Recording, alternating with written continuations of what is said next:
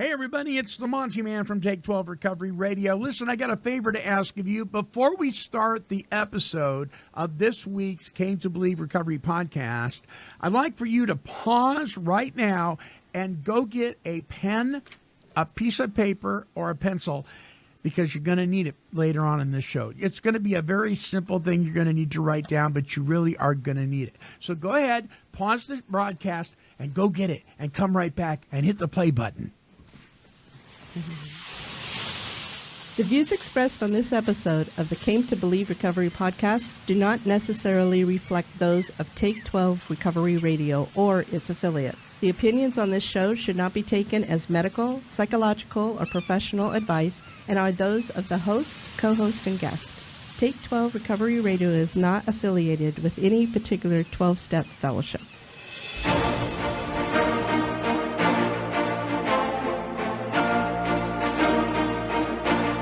Well, greetings, my friends. I am the Monty'man from Take 12 Recovery Radio, and this is the Came to Believe Recovery podcast.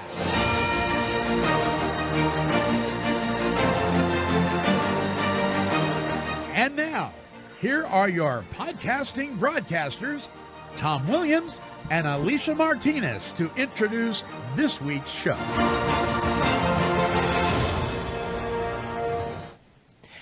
Welcome, everybody, to Came to Believe Recovery podcast. I am Alicia from the West Coast. We have Tom over there from the East Coast, and our producer, Monty'man, who's also on the West Coast with me. Hello, you guys. Hey, Alicia.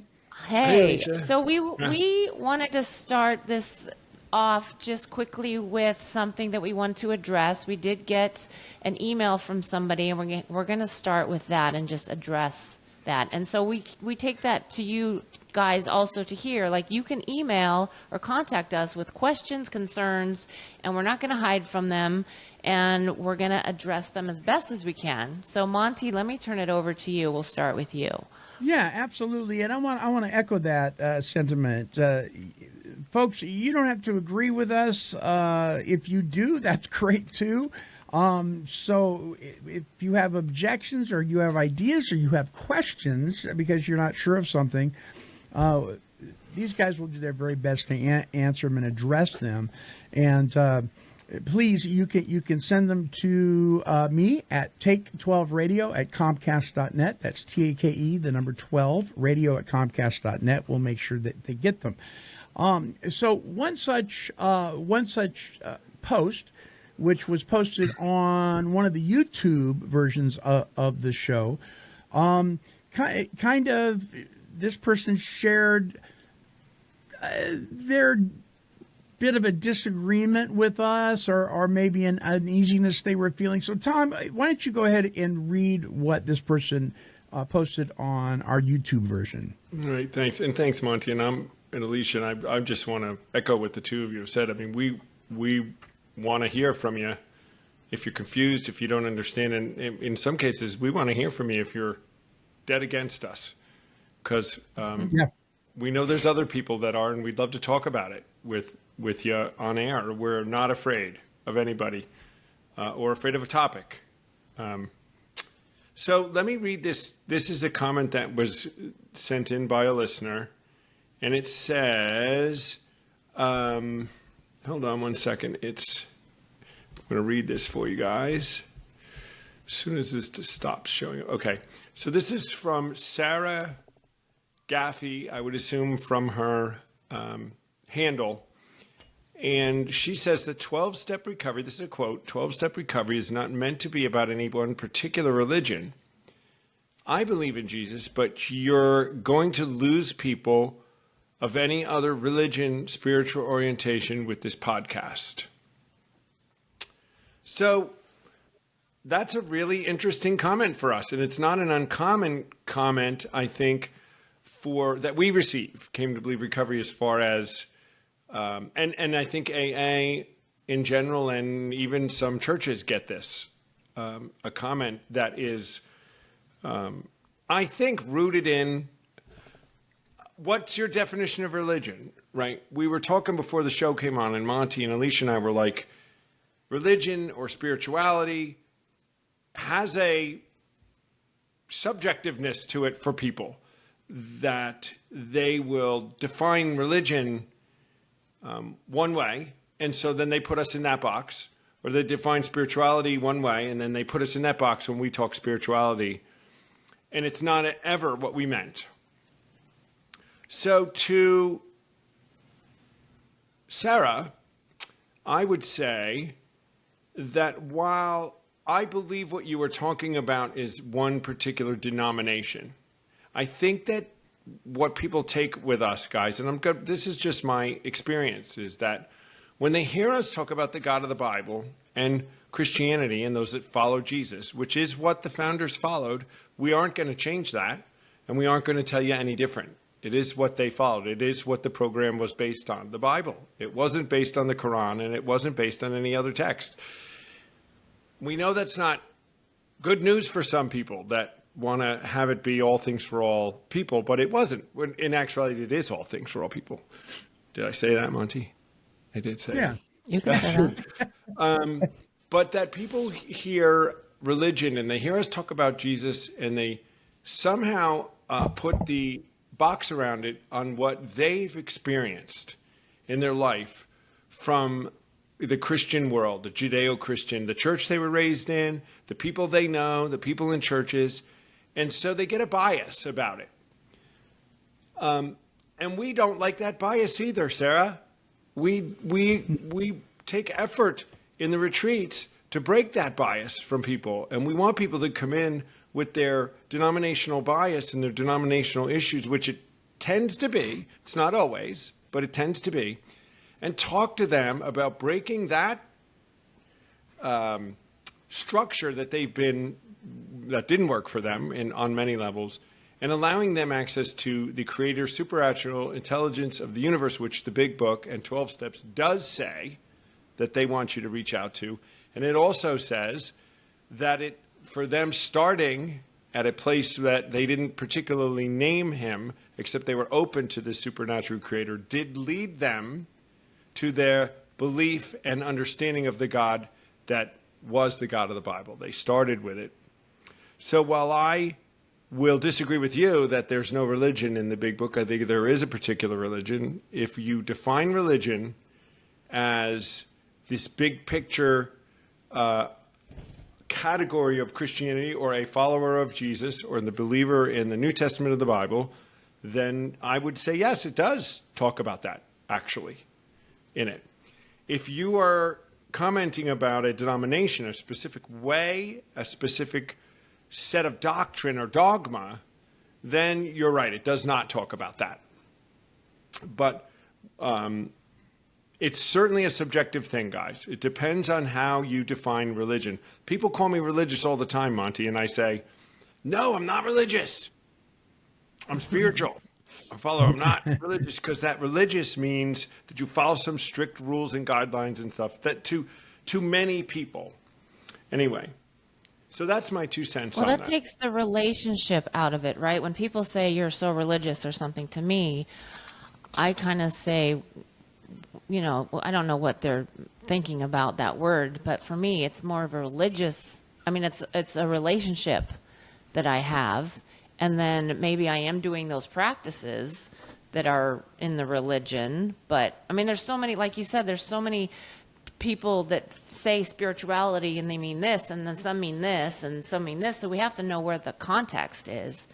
And right. Sadly, we don't have her here to talk to us. So we're kind of reading into the email of what we think it means. Right. But she can always email again. Yeah. So I'd like to say this. It's interesting because in the Big Book of Alcoholics Anonymous, when it's in the chapter working with others, it says that if we're working with the new guy, the prospect, we should get kind of an idea of his religious leanings. Why do we want to know that? Mm-hmm. Right? Because we're going to be talking about religious leanings. Right. And we want to make sure we don't alienate him. We want to make sure that we're not condemning or criticizing his belief system, even if it is totally anti-God in the beginning, right? But we want to know. We want to know. So we're going to talk about that stuff. And the big book talks about, hey, we're going to talk about God. And that's not good orderly direction or group of drunks. We're going to talk about God, the Creator. We're going to. Bill is warning us. Look out. This is a controversial issue, but we're going to talk about it, But you guys, I think it always makes me chuckle a little bit when people, even Christians that I know, when they object to not religion, but to organized religion. They put that word in there, organized. And I always say, what do you mean by that? And nobody can tell me. And so, but I did have a gentleman who told me, he says, I object to organized religion. That's why I love Alcoholics Anonymous so much. And I said, what is it about organized religion that you object to?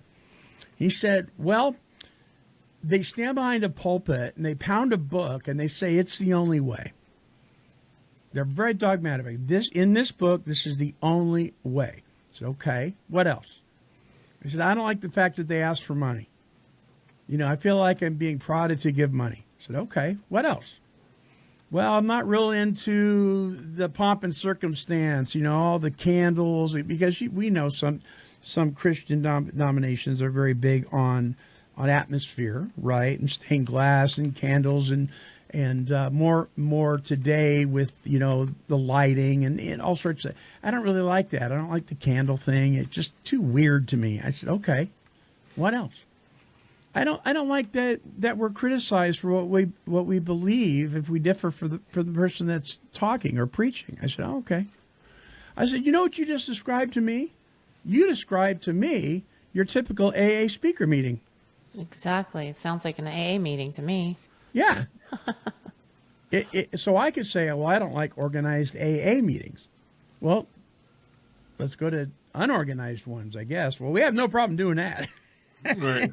So it's interesting. People really, I appreciate the fact that people have feelings and thoughts surrounded around their feelings. But a lot of times, myself included, when I'm expressing my feelings, it doesn't go any deeper than that. When I'm questioned about what that means, I really don't know. I just don't know. Mm-hmm. So we either answered you or we didn't answer you, or we weren't meant to change your mind, everybody. Sarah. But we did want to clear up what we are talking about. And when we talk about the God of the Bible and the following of Jesus, we're relaying to you what I can speak to, who my higher power is and what has saved me. And we can speak to who the founders and those that taught us were doing. We can. And that's what Came to Believe does. So we're standing true and right to what we know is true and Came to Believe Recovery and the Clarence Snyder lineage through Dr. Bob and them. This is what they were doing. We know that. As I always say, you certainly don't have to do it if you don't want to. We're not saying we're the only way, but we're saying if you want to do it, we do know how they did it. And we're not going to make it different. There's enough difference already. Yeah. And when it was here's the a million most other things you can do. effective, Yeah. Yeah, the most effective is this way. So we hope that people want to do it this way. But yeah, like you said, there's other options and other ways. Yeah, Exactly. if I'm going to test something out, if I'm going to construct a new home, I'm going to check out the different contractors, and I'm going to go with the guy that's got the best reputation. I'm going to go with the guy that does the best job, that produces the best product, right? Why wouldn't I? And it has to date, been the most successful application implementation of the 12-step process when it was focused on the creator of the universe, the God who is God, Jesus Christ. That is just you don't have to like that or anything. Right. But that's just the truth. That's just the truth. I want to say something here, and I want to make sure that I am correct about this. So you guys correct me if I'm wrong. Came to Believe, this podcast, Came to Believe Recovery Podcast, and Came to Believe Recovery.org does not claim affiliation with the organization of Alcoholics Anonymous. True? True. Yeah. So we as individuals, that may be a different story, but as far as like Take 12 Recovery Radio goes, there's a disclaimer at the beginning of the show. As far as Came to Believe Recovery goes, we're not bound by specific traditions or whatever, rhetoric or whatever, because we're not that. So when people put that on us, well, you gotta follow this, and you gotta be, well, no, we don't.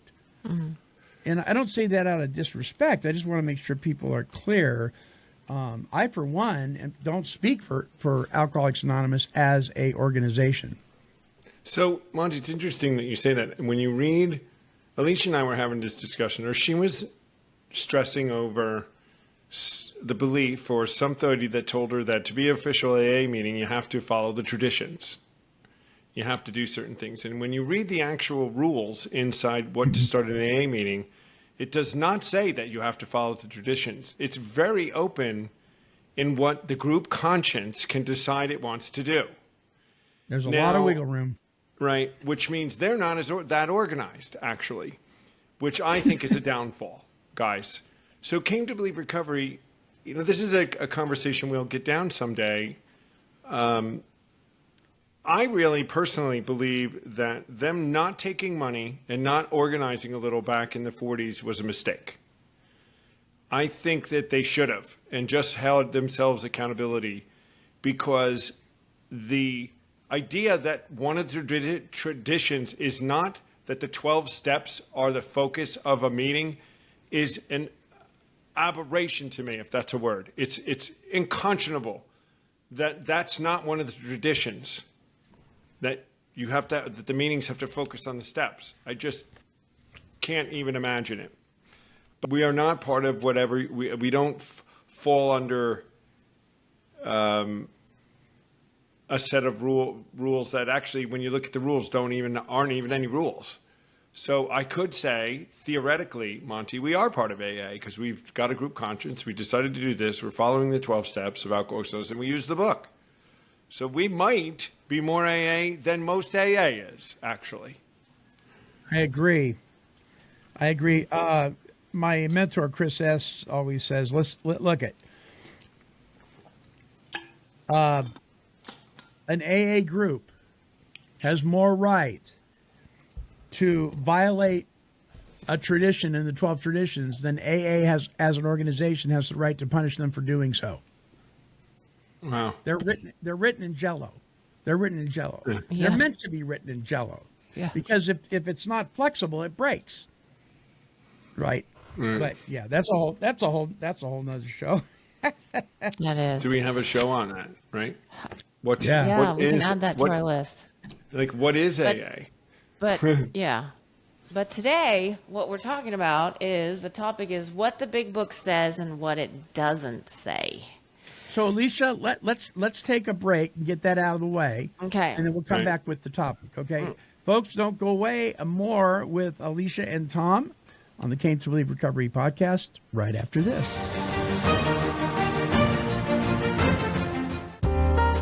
Hey, you. Yeah, you. Listen, Came to Believe Recovery is excited to launch our brand new 12-step recovery Zoom meetings tomorrow, Wednesday, April 3rd at 3 p.m. Eastern Standard Time, and every Wednesday following. Now, these meetings will be focused on the spiritual disciplines of the 12 steps found in the Big Book of Alcoholics Anonymous. Now, I know you have your pen or pencil ready that we asked for you to get at the beginning of this episode, right? Great. So this is what I want you to write down. It's your Zoom meeting ID and passcode.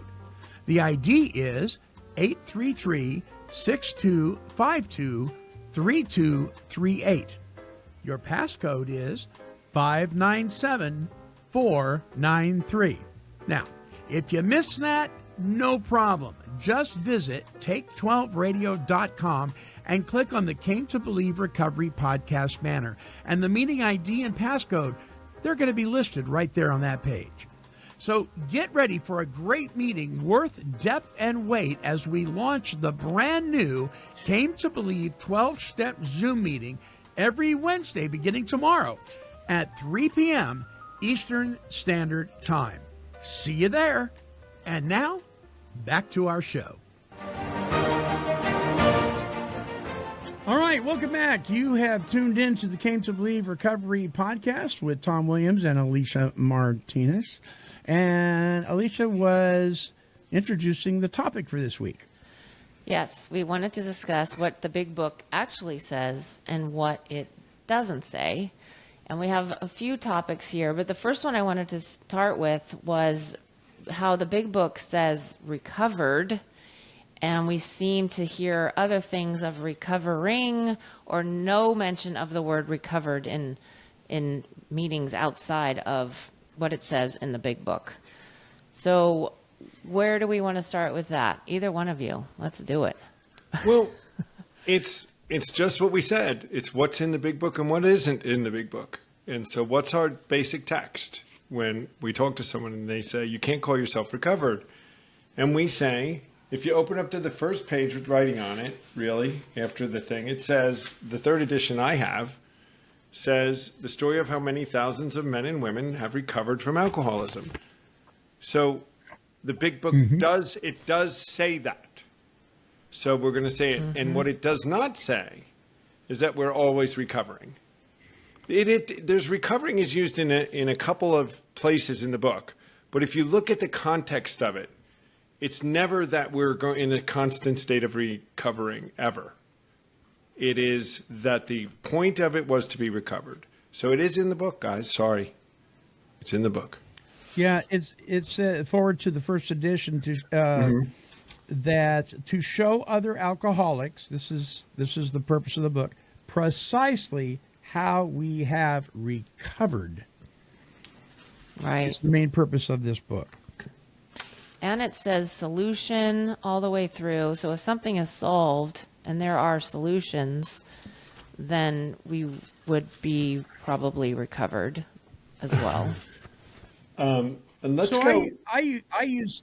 Go ahead, Tom. I'm sorry. So I want to add, because this helps us maybe with our comment too. It bolsters that. When you look at in We Agnostics, right? It says, lack of power was our dilemma, right? We had to find a power that we could live by, and had to be one that was greater than ourselves, obviously. But where were we going to find it? Now listen to what it says. Well, that's exactly what this book is about.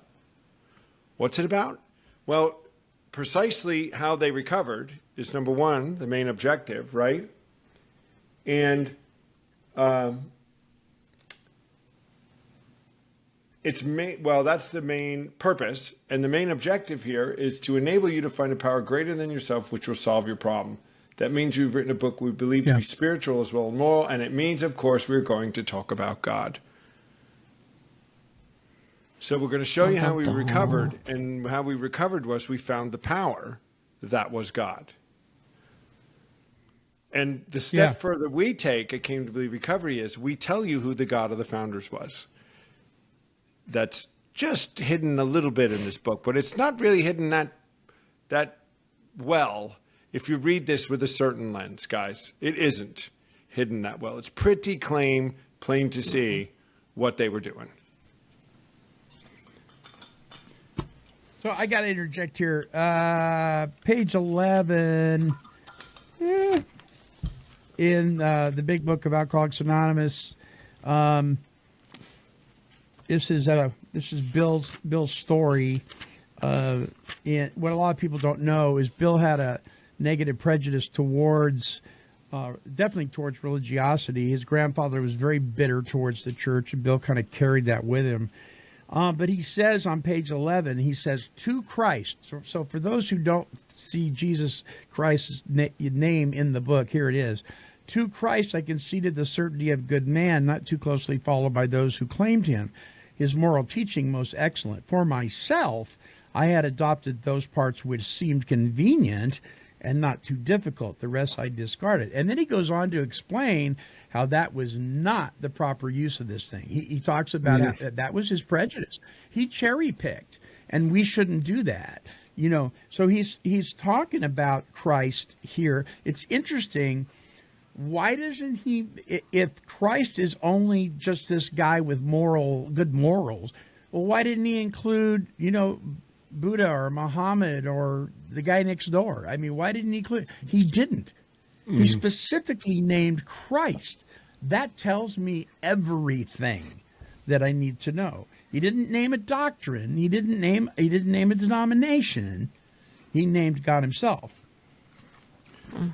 So there you go, guys. What's in the book and what isn't. Let's go. Check. What's next, Alicia? Doing the steps. Can I add something really quick on the recovered thing? Yeah. Okay, really fast. I talk to folks about this. I go, look at if you have a peanut allergy, right, and you eat peanuts, you're going to swell up. You can't breathe. You're going to end up in the hospital. And while you're in the hospital and they hit you with the EpiPen, for a time as you're in there, while you're healing up, you are in recovery. Once the swelling goes down, they release you. You walk out the door. You have recovered from the peanut allergy. Are you still allergic to peanuts? Absolutely. Absolutely. So you're recovered, not cured. So if you're cured, the illness itself, the allergic reaction, if you put it into your body, is gone. You can put it into your body and nothing bad happens if you're cured. If you've recovered, the symptoms are gone. I'm not stealing from mom's purse. I'm not pulling the vanishing act. I'm not ending up in jail. I'm not, the symptoms are gone. Am I still allergic to alcohol? Yes, but I have recovered from the damage that the alcohol abuse had caused. See, I think that's, and people go, oh, well, that makes sense now. But again, it's that word, just like the word religion, right? It's so subjective. So Monty, the one I like to use, diabetes. You can have diabetes and then change all your diet, lose weight, do what you need to do, exercise, and be recovered from it. Yes. But you could get it again if you did the wrong things. But while you're recovered from it, you don't have any of the symptoms at all. Why would you say, no one would keep saying I'm recovering from diabetes still once you've recovered from it. But could you get it again? Yeah, if you start eating and doing the dumb things, you could get it again. You'd get all the symptoms. But why would you go on with your life? It's just, and you're right, when I tell that story too, Monty, people go, oh, well, that's what we're talking about, guys. That's what they were talking about. That is. And this recovering thing keeps people sick, guys. It makes me mad. It keeps people sick. It keeps people feeling bad about themselves. It keeps people thinking that they're less than and that they aren't worthy and they're not valuable. It does. It's a terrible mindset. It is not what this program was about. It was not. This program did not promise a struggle for the rest of your life. It didn't. It promised you a solution and a victory and freedom from all that stuff. A way out. A path. Whew. If I could drop the mic. Amen. Preach it, buddy. Let me drop my mic real quick. Drop the mic. Check. Next one. Let's talk about doing the steps quickly versus step a month or step in 16 months or whatever that. And I love, Tom, when you talk to people and they say, well, that's not in the book, or however they say. And then you say, well, where is it in the book that says you need to take 16 months? Because that's not in here. Right. But if you look at it, it does seem pretty quickly, especially when you see that they were doing it back then sometimes in an afternoon. That's what, 5 hours? So, and doesn't this speak, guys? Doesn't this speak to if you want? If it says they recovered and I want that, then I should do what they do, right? Right. Yeah. I want what you got. Well, then do what I do. No. Yeah. Exactly. And we need to find this person because I've been saying this. If we could find somebody who never heard of Alcoholics Anonymous or anything ever, and we handed them the book. They'd never go to a meeting, number one, and they would do the steps, and they'd probably do it within a short period of time. Because if you start doing it, it's a progressive thing that walks you through, and it's continuous, and it requires the continuity to work because they work together, the tools, right? 1, 2, and 3 would be done in 20 minutes, most likely. And 4 or 5 would be done over maybe a day or two if you had to go talk to somebody and find somebody. But it would be done very quickly. Not and 4 you'd be 5, on 6, 7. What? Yeah, then you'd be on to 6 and 7 and 8, 9. 8 and 9 take a while. You do it for the rest of your life if you have to. And then you're working 10, 11, and 12. It's teaching you a process of how to live the rest of your life. I'm going to commence this way of living. Step 10 says. So what is happening in the steps? They're teaching us a way of living and a way to continue to stay in spiritual fit condition. Says it again, spiritually fit.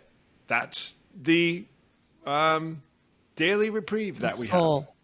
Right. Yeah, that's our battle cry, man. Right. So there is no indications in the book to take one a month. There's no wording about it. There's no instruction that says that.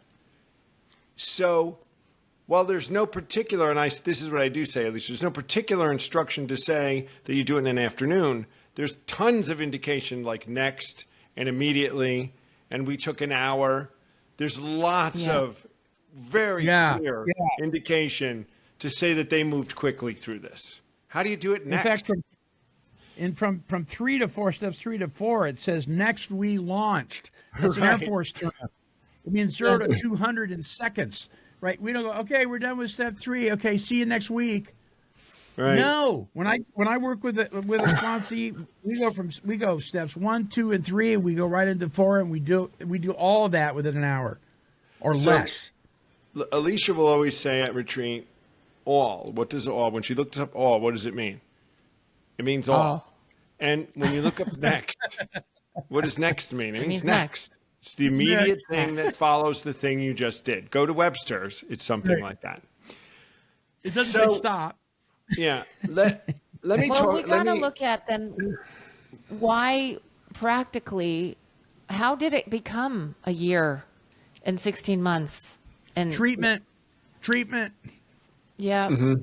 And people maybe just practical reasons, like their sponsor doesn't have time or doesn't know. And then there's Celebrate Recovery that has 4 books that you need to get through. So it does take 12 to 16 months to get through their program, which is, deep and you're getting into it, but it's not what they did. Yeah, go do that afterwards. Go through your 12 steps, have a spiritual awakening as a result. And by the way, you cannot have a spiritual awakening as a result of steps you haven't done. And you can do that. And then if you want to go back and you want to dig into the muck and the mire, you're free to do that. But I got a hunch that if you do have that spiritual awakening, you're gonna know something you didn't know when you started that you don't need to. Mm-hmm. Right. Because you're going to be free. I think too. I know it is that the sponsors and many people don't know. Number one, and there's people who don't believe that this can happen so quickly. How could this be? This happened quickly, and they just laugh at you. Full surrender. I think that the people coming in aren't making full surrenders, Alicia. We know that the rooms, the addiction rooms and Alcoholics Anonymous are filled with a bunch of people that were not the same kind of people that were filled in the 1930s. Right. There's a whole class of people that may or may not be addicts. And so they're not at this place of desperation where they feel they have to take the action as deeply as we did, as I did. I had to take this action and connect. I had no choice. When you do it and you're there, it had to be done quickly. I don't know where it came from. And I do think psychology came into this in some stuff too. Therapy, Monty, with you got to overthink things and we got to do things forever. And was part of that idea that these steps were to be taken out over time. Of some lengthy time, but once a month or we just don't know where that is. How about this one? Get your walking around legs before you do the steps. You got to go to meetings for a while. Well, that's not in the book, God. Right? And if I could do that. Now, if you need, listen, guys, I'll tell you this, because we're going to talk about this in a minute, meaning some of the things that are said in AA today that are maybe not horrible. They're just not in the book, right? The 90 and 90 and stuff like that. They're not in the book. But is it a horrible idea if you're not quite sure and you need to go and sit amongst some people and listen for a few weeks or a month or two to help you decide whether you got a problem or not? I guess that would be okay if that worked. That might be a great function of the fellowship in the meetings, right? How could we say well, that?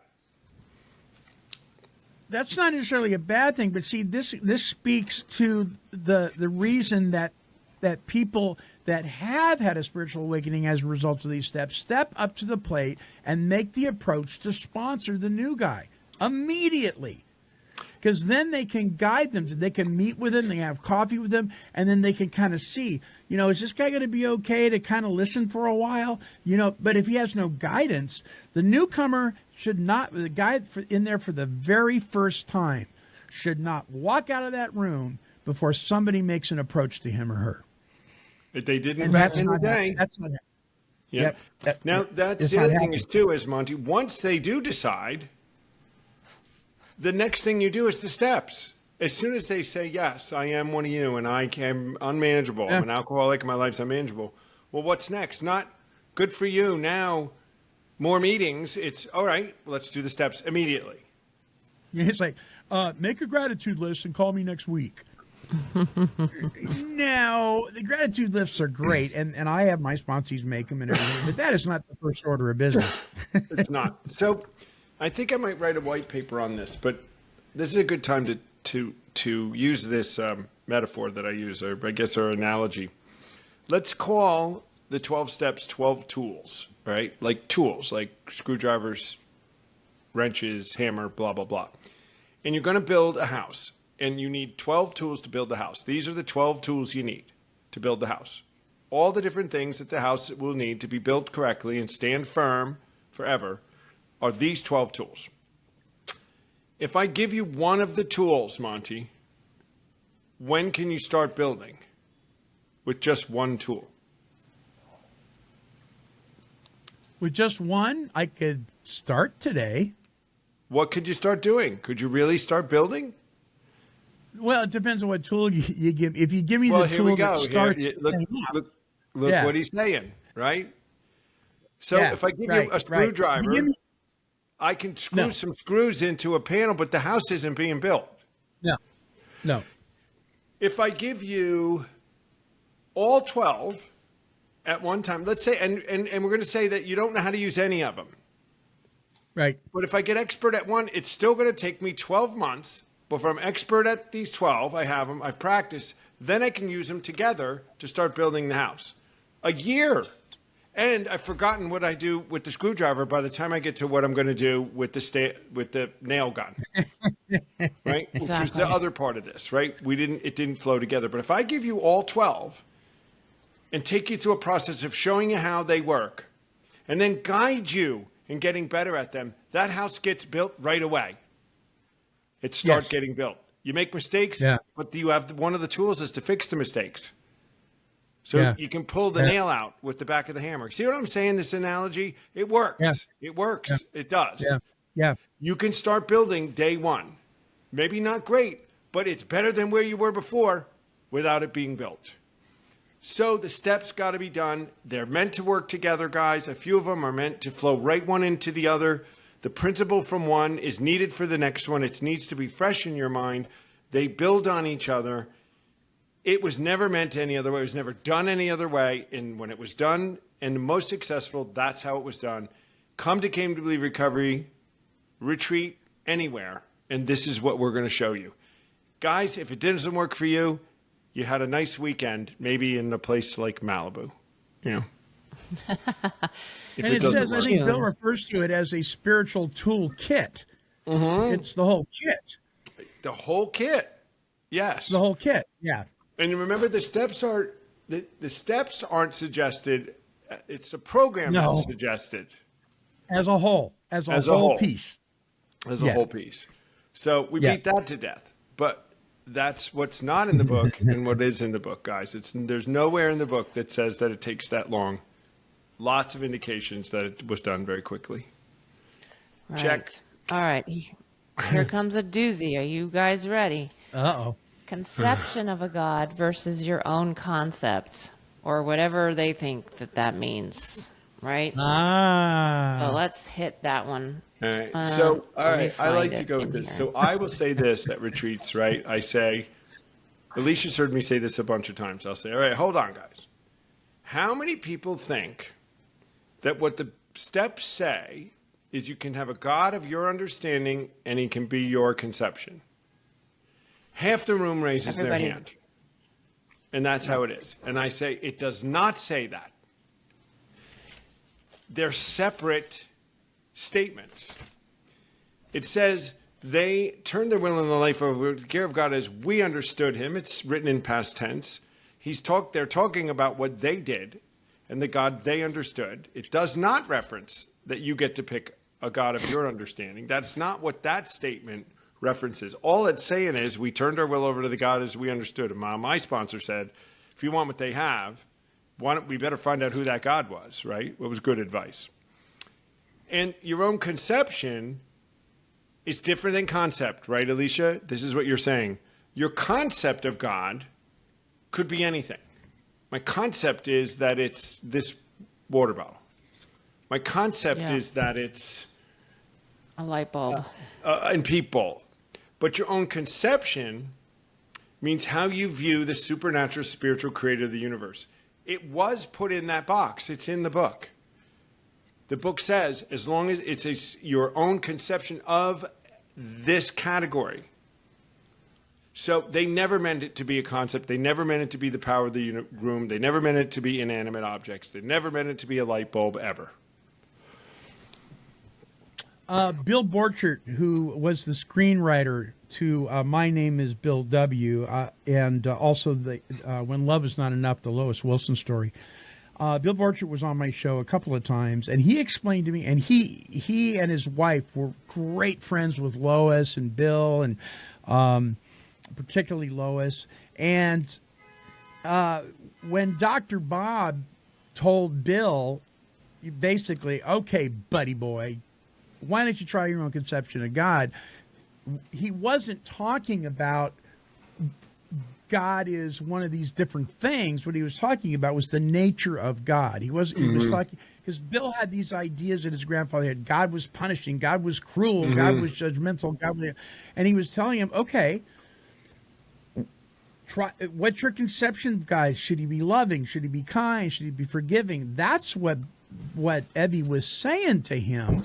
And so we've misrepresented that too. But again, people don't know what they don't know. And until you start digging into some of this stuff, actually, you know what? If you'll just read what's in this book for what it says and stop listening to the guy behind the lectern at the meeting, you might get it right. Yeah, listen to what it says. Right? I love it. So look, it says this. Much to our relief, we discovered we did not need to consider another's conception of God. That's their belief in his nature. That's exactly what you said, Monty. Yeah. But it says this. Our own conception, however, inadequate. So it calls your own conception inadequate. Yep. Was sufficient to make the approach and effect a contact with him with a capital H. So they said you could take away the nature, start with his nature that you can conceive of, a nature that's okay with you, that is is something that you can start with, and that let him connect with you. It's what they did. It says it right here, right? I didn't write the book, guys. Yeah. It's from the big book. Right. It's the same book we're talking about. It's what's in the book. It is in the book. Stuff like this. On and then page it goes on 47. Yeah. On 47, it says, when therefore we speak to you of God, we mean your own conception of God. And then it goes on, and at the start, this was all we needed to commence. So at the start, that's fine. Your own conception is fine. To affect our first conscious relation with God as we understood him. Afterward, so we continue, especially with step 11 later, we found ourselves accepting many things which then seemed entirely out of reach. That was growth. But if we wished to grow, we had to begin somewhere. So we used our own conception, however limited it was. So you can start there. I think many people start there, and they don't even understand where they're starting from, and then they stay there. They think that's fine. I'm going to stay with the light bulb, and 10 years later, I'm still believing in the light bulb. And that's not what this says. Right. It is clear here that it would be inadequate and it's limiting, and it was only a pathway. Never was your own conception supposed to be an ends. It says, as soon as a man can say that he does believe or he is willing to believe, we empathetically assure him that he is on his way. On his way to what? To a deeper understanding of the Creator. He's on his way. He may not be there yet, but he's moving. They're called steps, not stops. Right. And that's step 11, right? Continue. Pray to God for to improve our conscious contact. Improve our conscious contact with Him. Yeah. Praying only for the will of Him for us and the power to carry that out. So we get you connected, and then there's a process to grow. Improve your conscious contact. You get that in 3. You start to have an experience in 5. Things start happening. You get the promises all through 10, and then in 11, you take this relationship to the next level, and you become recovered. It's what they did, guys. It's what started this whole thing. It's what has the 3 of us relatively. That's not a strong enough word.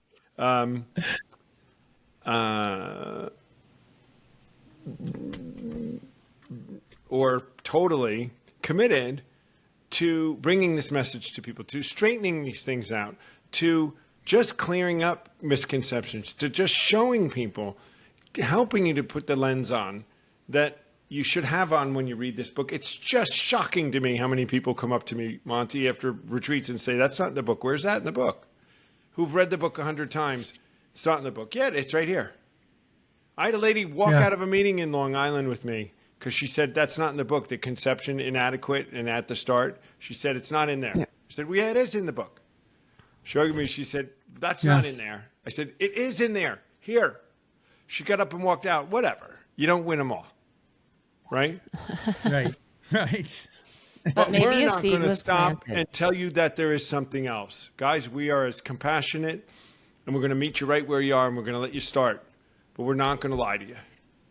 We're going to let you move through it, and we're going to walk by side with you and help you to an understanding. But listen, Monty and Alicia and I don't have anything else to give you. We don't have anything else to give you. If you want something else, you got to go somewhere else. And I'm easy to say that. I had a guy call me once, Monty, and said, what I want for you as a sponsor for me is, I want you to go to meetings with me. And I want this. I don't really want the God thing. And, maybe we'll talk a little bit about the steps, but I just need someone to come with me to meetings and all. I'm just on the phone going, yeah, you need to find somebody else. I said, there are people out there that will do that with you. Yeah, I said, sure. I don't know what to do. That's not what I did. That's not what was done. I can't help you with that. They're called peer support specialists. They'll pick you up and take you. Yeah. So I don't know how to do that. That's not what I do. But if you want me to come and support you at a meeting as we begin working through the steps, and you're willing to do that, and we have to talk about God. Yes, not a church, not a thing. We'll talk all about that eventually. We have to talk about it. Then I'm happy. Otherwise, I'm not. Yeah. Because don't you guys think, Alicia, don't you guys think that if we tell them anything else, we're not being honest with them? We're not. We're not. And what, one of the things that I'll ask the prospect if he approaches me, I'll say, I got a question for you before we go do anything. Would you be okay if the time we meet and spend together that I lie to you? Of course, the answer is, well, no, of course not. Okay, I just put that pin in there because I want you to remember that. You don't want me to lie to you. And it'll invariably come up. He'll disagree with something. And I don't, like you said, it's not in the book. No, well, I'm not going to lie to you. Right? So let me show you. You told me you didn't want me to lie to you. So. Yeah. And it's going to be uncomfortable. When you change the way you think, when you've been going down the road of the toilet for so long, it's going to be uncomfortable because there's something comfortable about the dysfunction. It's just going to be. It's going to be. If you're going to be stretched, if you're going to be challenged, if you want to grow, if you want to become productive, if you want to help others, there's going to be. Chris Schroeder calls them the 12 inconveniences. Right. They're just going to be. And then, let's talk. 3 of the things that aren't in the book. One is what 90 90s not in the book. Meeting makers make it. Meeting makers make it. And what's the other one? We had another one there, right? Well, we have something like doing the 4-step over and over and over, and doing the steps over and over and over. Well, that's a good every thing. year. Yeah. to talk about that's not in the book. They tell you to do it we once. don't They tell do you that. to do a 10-step, guys. There's nowhere that indicates to do the steps over and over again. That's a great point. It's not in the book. What is in the book is you do them once and you live on 10, 11, and 12. But 90 and 90, like, is not in the book, even though we will all concede here, maybe it's not such a horrible idea for some people to have to stick with some meetings. I did 100 meetings my first couple months just because I needed something to do. It was killing time for me, and it was helping me get into a group of people that just kept me till they got my life in line. But then I wasn't doing meetings like that anymore. And Meeting Makers Make It is such a half-truth. If the meeting's taking you through the steps, yes. If not, I mean, I just don't know how to even comment to that. We want to do a shirt called Step Takers Make It. Not meeting. Yeah, it's not it's the meeting. It's not. It's the steps you take, not the meetings you make. Make it right. So Yeah. it's a terrible thing when a newcomer drilled into their head, and this is what happens, guys. You got to go to meetings. If you didn't make it, you didn't go to enough meetings. You got to go to another meeting. Got to go to another. I've heard people not go to work, have family problems, miss kids' recitals because somebody told them they had to be in meetings every minute of the day. And that is not what it was about. It was not. No. And I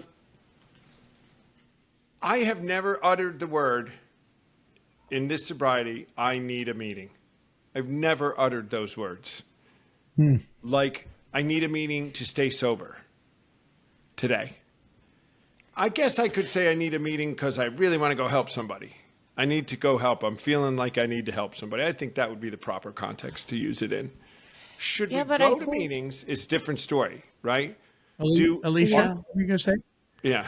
No, I was just going to say again, maybe it's the wording again and how you're defining that is different than kind of what other people might be defining, because I feel going to a meeting, it's not, and I'm not saying I need to go to a meeting, but I do feel better sharing and getting it out and being around people like me.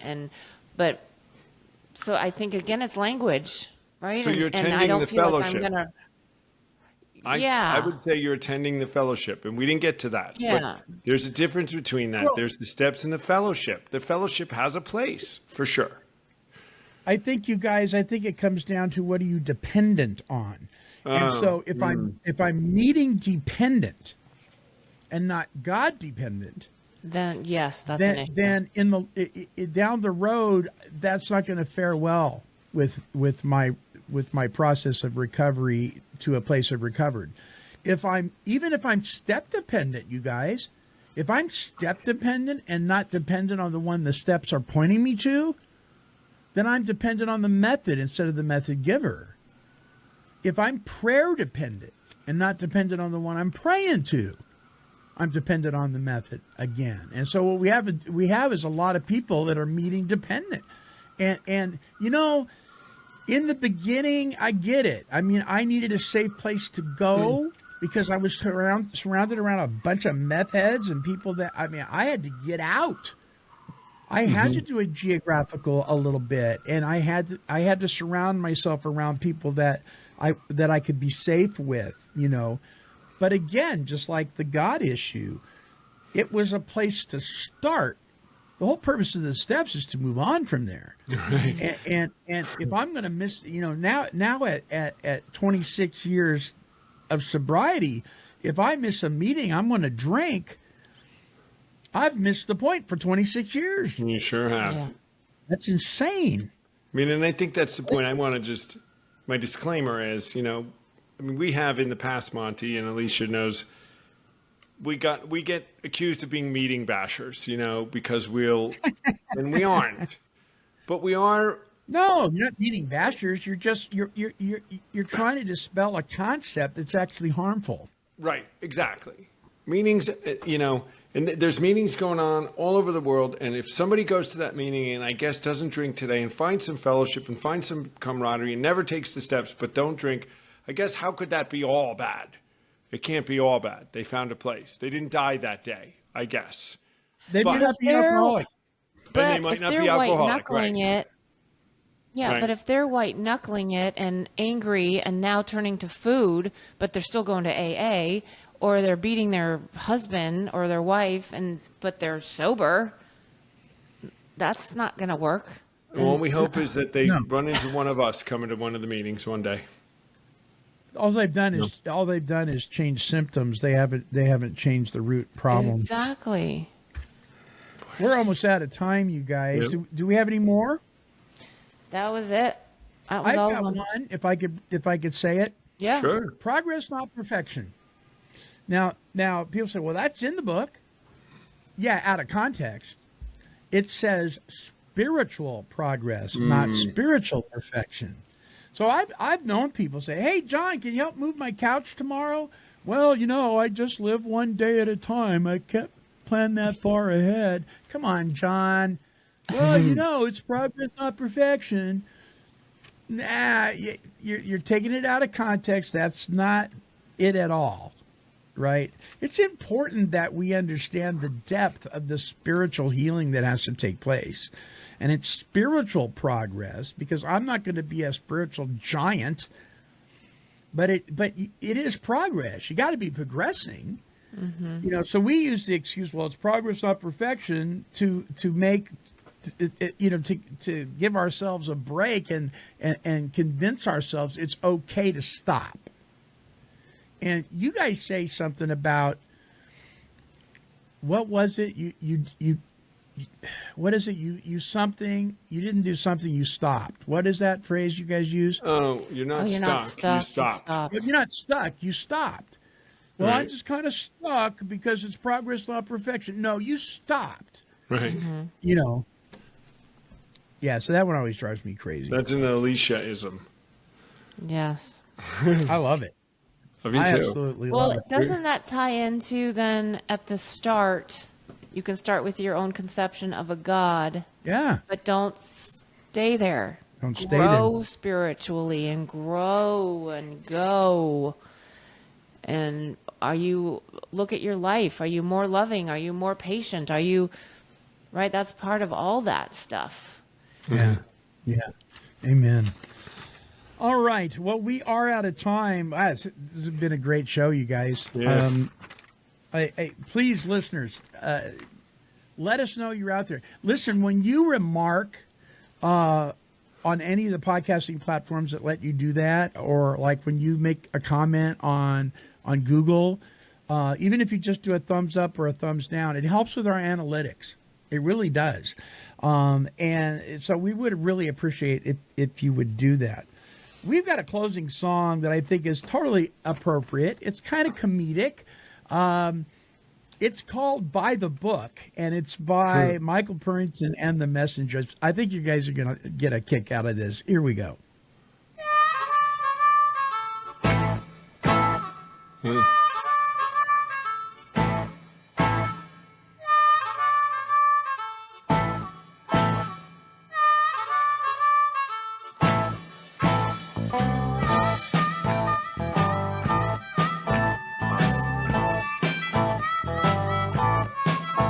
Put down the bottle,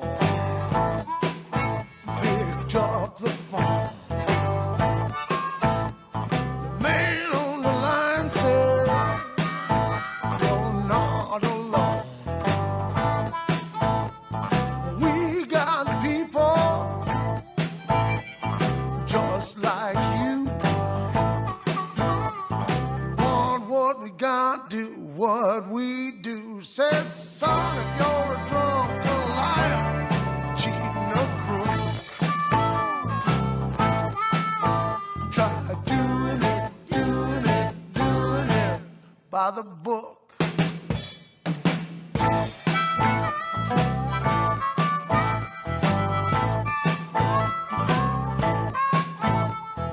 Made some meetings, didn't walk out. Listened up, shut my mouth. They'd all hit bottom,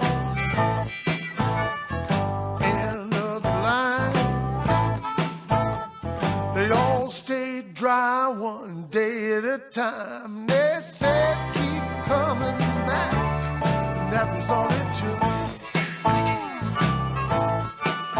I started doing it by the book.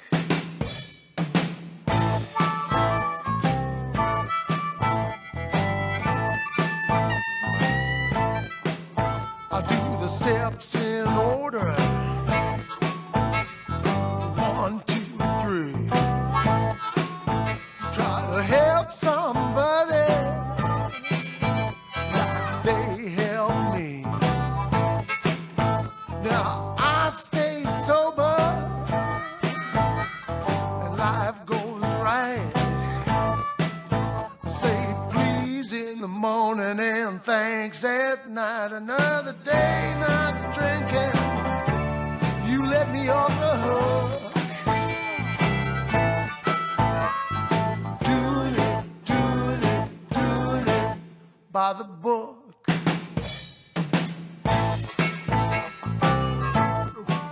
By the book. By the book. By the book. By the book.